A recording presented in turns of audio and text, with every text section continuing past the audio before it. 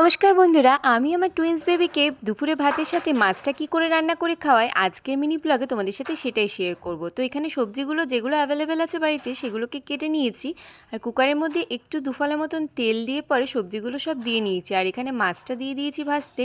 আর ওই সবজিগুলোর মধ্যে অল্প পরিমাণ হলুদ, অল্প জিরে আর ধনে, আর একটু পরিমাণ করে নুন দিয়ে সেটার মধ্যে জল দিয়ে দিয়েছি। খুব সিম্পল প্রসেসে এটা আমি করে থাকি।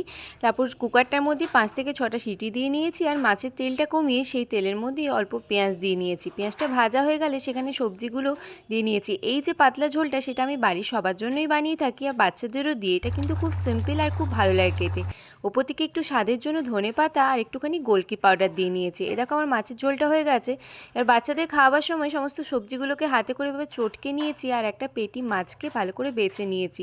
তারপর ওদের সামনে পরিবেশন করেছি। এটা কিন্তু ওরাও খেতে খুব ভালোবাসে, আর খাওয়ানোও খুব পুষ্টিকর। তো আজকের মিনি ব্লগটা কেমন লাগলো অবশ্যই